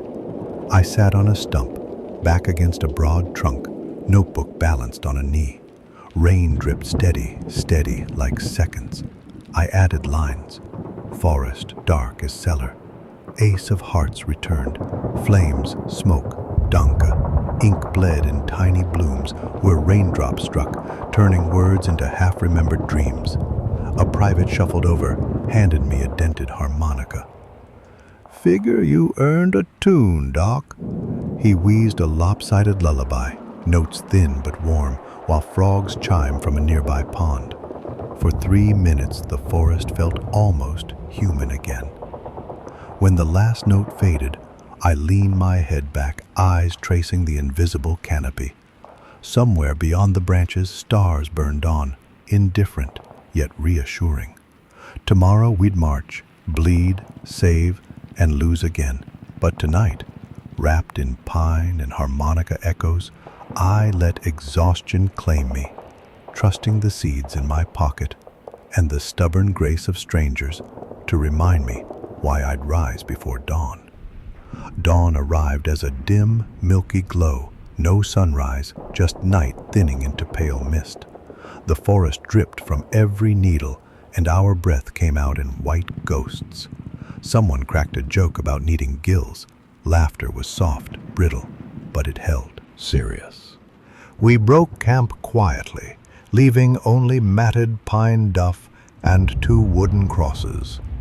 The ammo crates were shared out, medical tins divvied, my empty pouches flush again with gauze, sulfa, blessed morphine. The plan was simple on paper. Advance south, meet the armor column at the Gervais crossroads before noon. Simple never survives first contact. Reflective. The woods thinned into soggy meadows where water pooled ankle deep. Tanks can't hide in trees, so enemy gunners waited for them here and for us. I felt it in the hush, like the held breath before a thunderclap. Halfway across the first meadow, thunder found us. Artillery from the far ridge, shells walking the field in neat, murderous rows. We sprinted, boots sucking mud, until a round landed short. Spray of earth, impact that knocked my helmet sideways. I hit the muck beside a corporal shrieking, hand clamped to his thigh. Slow. Shrapnel had plowed a groove the length of his femur. Blood poured hot and fast. Tourniquet, sulfa, compress, drill now etched into muscle memory. He cursed, face chalk white, until the morphine softened edges. "You'll see home," I murmured, tightening the knot. Belief costs nothing, but it spends like coin. When the barrage passed, a medic from another platoon slid behind the same hummock. Breathless. "Thought you were a goner, old man." I laugh. One dry bark. "Flattery at dawn. You must be desperate." Serious. We flagged litter teams, sent the corporal back, and pushed on. The meadow bled into rolling farmland, stone fences, apple trees bowed with unpicked fruit, a shutter dangling from a cottage blackened by fire. Our map said the crossroads lay a mile ahead. Reality said something else. Crack snap of rifles, MG-34 rattle, rounds whickering through foliage. Gentle. A Panther tank, turret smoking, sat half-sunken in a roadside ditch, crew long gone or ash. One turret hatch gaped open. Beside it, a lone figure stirred. American tanker, grime-blackened, clutching his side. His Sherman must have brewed up farther south. He'd crawled here through hell. Slow. Bullets still stitched the road, so I belly-crawled, pack-bumping stones. The tanker's eyes flicked wide when he saw the red cross. "Did I make it?" he rasped. "You did now," I said, sliding into the shadow of the steel hull. A jagged shard of armor plate jutted from his flank. Every breath bubbled crimson foam. Too deep to pull. I packed dressings tight, injected morphine, whispered, "Stay with me, what's your name?" "Ezra," he wheezed. "Ezra Sharp."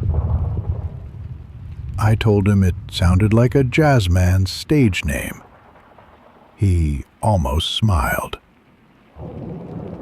Fire slackened as our riflemen flanked the MG nests. When a lull settled, 2 GIs sprinted over with a door ripped from the cottage.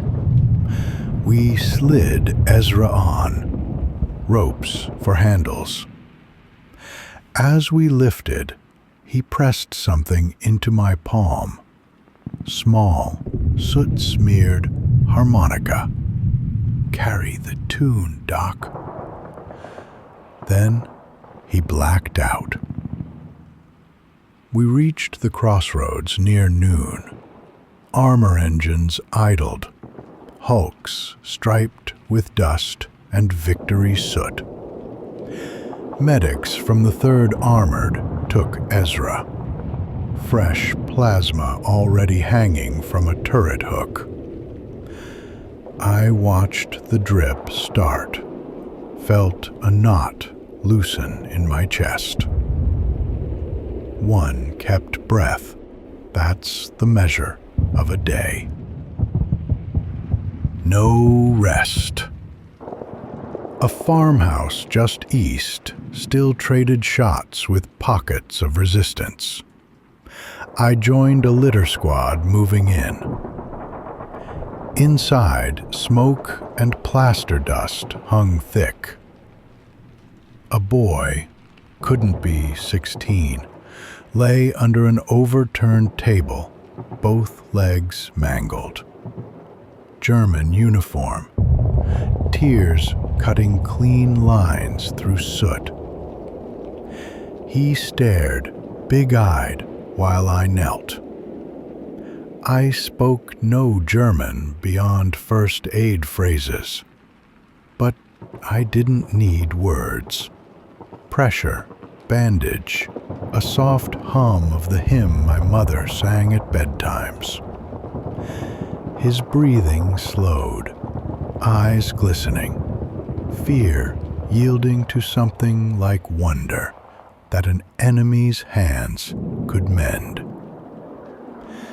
We carried him out under a white flag improvised from bedsheet lace, a ceasefire to pass the wounded, tiny oasis of mercy in the firefight.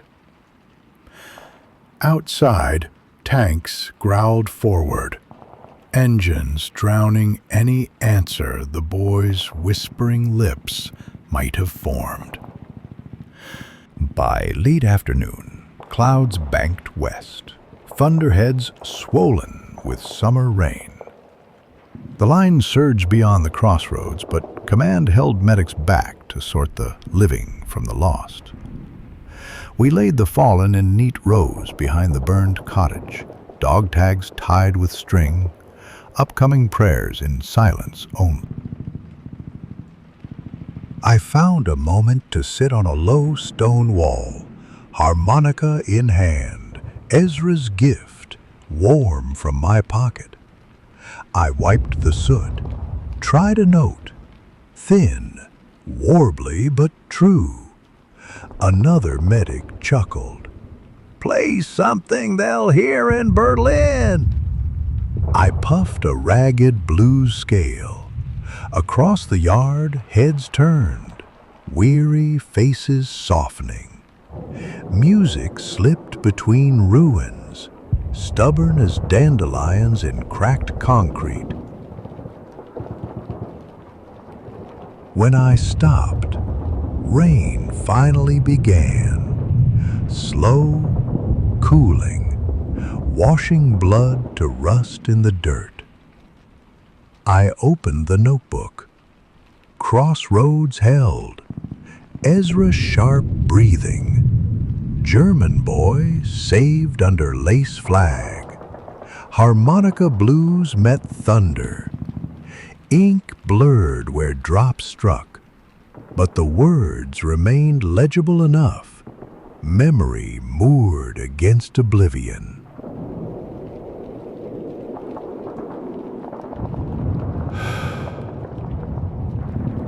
Night approached with the smell of wet fields and diesel. We'd advance again at first light, they said. I rolled my poncho, tucked harmonica, apple seeds, photo, ace of hearts all together, little archive of humanity, and laid my head on a sandbag. Somewhere beyond the clouds, stars still burned. I couldn't see them, but I believed in their stubborn shine, same as I believed in orchards yet unruined, in jazz tunes waiting for Ezra's return, in the boy who'd wake to find enemies had become caretakers. Those beliefs were fragile, yes, but they were mine to keep and to carry into whatever dawn dared to break next. Dawn broke with reluctant light, slipping through a ragged ceiling of storm clouds. The air smelled of wet hay and diesel, the earth soft underfoot from night-long rain. We shook mud from boots, checked rifles, and lined up on the slick road that curved south toward the village of Villeneuve. My kit felt heavier, not from supplies, but from the small archive tucked inside. A harmonica, photo, ace of hearts, apple seeds. Tiny anchors in a sea that kept trying to wash away who we were. Orders crackled. Armor would lead, infantry in its wake, medics scattered throughout. Villeneuve sat at a crossroads of two rail spurs. Take it, and the enemy's rear line hiccuped. Lose it, and yesterday's gains bled out. The column rolled at first light. Tanks growled through puddles, treads spinning sheets of mud that slapped our legs. Birds startled from hedges, wings beating frantic applause. For a mile, the only sounds were engines and squelch of sodden boots. Then, without warning, a shell screamed in, 88 by the pitch, impacting the lead Sherman. The blast punched a blossom of fire into morning gray, turret hatch blowing skyward. The march dissolved into instinct. Men scrambling for ditches, medics spreading forward. I reached the tank as two crewmen tumbled out, uniforms smoking. One rolled in the muck, patting at flames. I cut away smoldering cloth, pressed burn cream, the last of the 10, against blistering flesh. His lips peeled back in a silent howl. Morphine followed, grateful hiss into vein. The gunner, soot-masked, clutched his chest, gasping. Fingers found no wound, just shock and smoke-filled lungs. I fitted a sulfur-soaked dressing over seared skin where dog tags had branded a red X. He sagged, breathing slower, eyes still sharp. Behind us, armor thundered back at the gun line, barrels flashing orange. The battlefield smelled of wet cordite and roasted steel, an iron harvest. We dragged the wounded behind a stone wall, rain sizzling where embers clung. A chaplain knelt, murmuring over the unmoving silhouette still half inside the Sherman. Driver never made it out. I whispered the only prayer I had left. Do no more harm than you must. War. In the lull that followed, a replacement private ducked beside me, eyes saucer-wide, curious. "Doc, does it always get this warm before breakfast?" I snorted, wry. "Only on the good days." His laugh sounded like a hiccup, but it held. Serious. Forward again. Villeneuve's church spire poked above trees, slate roof glistening.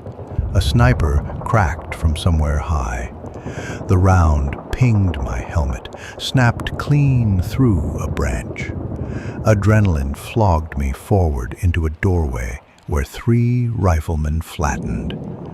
Gentle, inside, dust motes drifted through shafts of gloom. We cleared rooms by habit now, muzzle, glance, breath, advance. In a kitchen, a kettle still sat on a cold stove, half filled with rainwater dripping through the ruined ceiling. Ordinary life paused mid-sentence, slow. A groan floated from the stairwell. We found a German soldier, blood-soaking tunic wedged beneath collapsed timber. He couldn't be more than 17. Cheeks downy, eyes wide with the disbelief of someone meeting pain for the first time. I knelt, saw the beam pinning his leg. Pause, gentle. With riflemen bracing joists, we levered the timber just enough. He bit a strap to muffle screams while I splinted, bandaged, murmured clumsy German, soothing. Weak, calm. His grip on my sleeve eased, eyes turning from terror to weary trust, reflective. When we carried him outside, our infantry paused firing long enough for 2 of his comrades to step out, hands raised and take him. They nodded, stunned by our strange exchange. For a moment, the war forgot its lines. Mercy sketching a truce, nobody signed. Pause, narration, gentle. Tanks rumbled into the square, their guns quiet now. Villeneuve's fight was over almost before it began. Enemy guns had slipped away in night's cover. But shingles lay shattered, and the schoolhouse smoked. Victory never looked tidy. Slow. I set up an aid corner in the bakery, air still fragrant with ghostly bread. Wounded trickled in, shrapnel nicks, twisted ankles, a radio operator concussed when debris clipped his helmet. I cleaned, wrapped, reassured, the rhythm a grim lullaby. Mid-afternoon, engineers uncovered a cellar packed with civilians, women clutching babies, elders blinking into harsh daylight. Dehydrated, shaking. We passed canteens, chocolate bars, words in broken French.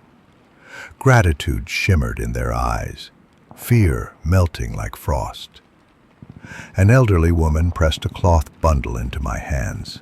3 fresh rolls, miraculously baked before shells fell. I tore one, shared quarters around. Warm dough and yeast filled the square, mingling with diesel and rain-washed dust, a fragile scent of normalcy. I thought of my mother's kitchen again, of Sundays scented with rye bread and honey. Memory swelled so bright it hurt. I tucked a roll into my pocket next to the seeds. Another promise to keep. Evening approached with low thunder from distant guns. Command ordered us to bivouac in the village. Tomorrow the push would continue east. I found a corner of the bakery, leaned against the flour-dusty sacks, and opened the notebook. Villeneuve Faken, 1 Sherman lost, crew saved except driver. Bread gifted in ruins, mercy traded under church tower. Ink dried as lamps flickered on, casting long shadows against cracked walls. Outside, soldiers laughed softly over stolen bottles of cider, harmonica notes drifting, the same blues line I'd learned from Ezra. I closed my eyes, letting the tune weave through crickets and creaking armor. The war would wake hungry tomorrow, but tonight, yeast and music and a stranger's bread whispered that life, like those apple seeds, still meant to grow. And so I slept, Red Cross helmet cradled to chest, dreaming of orchards unscarred, of jazz riffs under city lights, of promises planted in foreign soil waiting, patient as seeds, for the long season of peace to finally arrive. Mang Nesher. First light seeped through broken panes of the bakery, painting stripes across flour-dusted sacks. The rain had passed, leaving the village hushed, roofs glistening, cobblestones shining like river stones. We stretched sore shoulders, munched the last crumbs of yesterday's gift bread, and readied to march again. Orders were urgent. Press east, cut the rail line near Beaumont before enemy armor regrouped. Tanks idled in the square, exhaust curling blue. I checked my kit, bandages restocked but already rationed in my head, then tucked the harmonica deeper alongside the roll I'd saved for luck. As we filed out, the baker's widow stepped onto her stoop, shawl clutched at her throat. She whispered, "Bon courage," pressing a tiny paper sachet into my hand. Dried lavender, fragrant and brave. I nodded, unable to find French enough for thanks. We moved past orchards dew-drenched and silver. Sunlit apples swung overhead, tempting in their ordinary perfection. A private plucked 2, tossed 1 to me. I tucked it away with a silent vow. I would eat that apple in peace or not at all. Halfway to Beaumont, the rail embankment came in sight, and so did the trouble. Enemy artillery zeroed the road ahead. Shells burst, sending dirt geysers sky high. We scattered into a drainage ditch choked with nettles. Shrapnel hissed overhead like angry hornets. Beside me, a radio man cursed, antenna sheared clean by a splinter, shoulder sliced deep. Blood spotted his squared-off Morse code tattoo. I packed sulfa, wrapped tight, told him the signal corps would sew him a new one. He smiled thinly, pain crinkling his eyes. An engineer team crawled forward, explosives hugged to chests, intent on the rails. Covering fire rattled, smoke grenades belched white curtains. Amid the chaos, a corporal's voice sliced through. "Medic up!" I sprinted, boots slipping on ballast, found 2 sappers sprawled near a half-buried mine. 1 bled from the neck, bright, pulsing. I clamped gauze, fingers slick. The other moaned, leg peppered with steel. Tourniquet, compress, then morphine, second to last Surette. Choices shrinking like daylight. A shell struck the embankment feet away, blasting us sideways. Gravel filled my ears, the world rang hollow. When sound seeped back, I heard my own voice humming, my mother's lullaby, unbidden, steadying my hands while shrapnel whined above.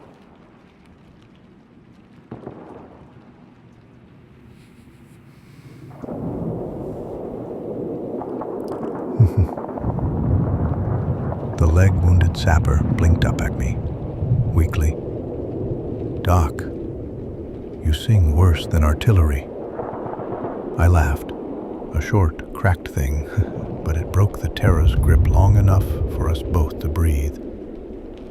Slow, narration, gentle. Engineers blew the track. Rails curled like licorice under orange plumes. Mission done, we dragged the wounded to a culvert shielded by brambles. I scribbled notes, names, vitals, on lavender-scented paper, tied it to a stretcher.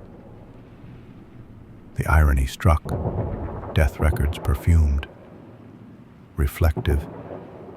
Evac jeeps couldn't risk the shell-swept road, so we waited through a gray, smoke-tasting hour. I rationed morphine by quarter doses. Stories of hometowns I'd never seen, letting the men paint pictures brighter than the sky. Serious. At last, half-tracks arrived, machine guns chattering a warning to unseen snipers. We loaded casualties, wheels crunching ballast as they sped west. I watched dust swallow taillights, felt both lighter and lonelier for their absence. Gentle.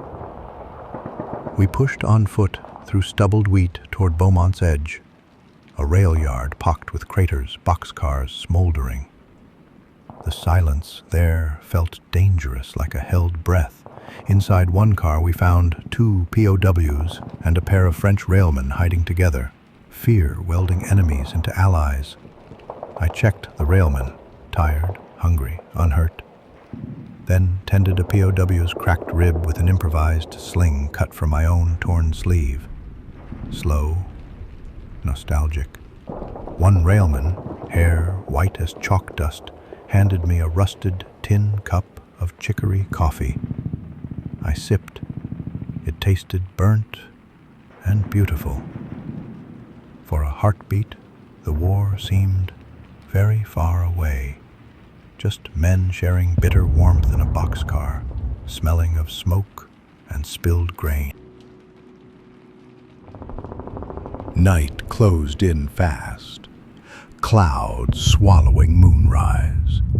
Beaumont was ours, but rumors said a counter-strike brewed. We barricaded a freight office, stacked sandbags, set lanterns low. I inventoried again. 3 gauze pads, 1 morphine ampule, iodine mere drops, hope measured in inches of cotton and glass.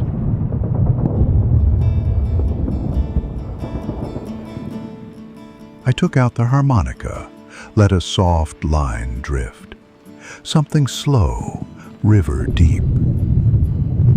Soldiers settled against walls, eyelids sliding down. Even empty rails seemed to hum along. Before sleep claimed me, I opened the notebook.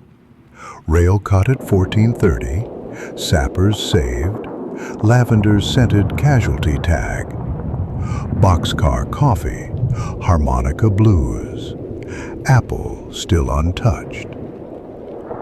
Ink gleamed wet, then dulled. I tucked the book away, placed the lavender sachet near my nose, and closed my eyes. Outside, distant guns muttered like tired giants. Inside, a dozen men dreamed of breakfasts, of orchards, of trains running only toward home. And I, cradling apple and harmonica, vowed again to see that day. For them, for me, for every seed of peace we kept alive amid the ruin.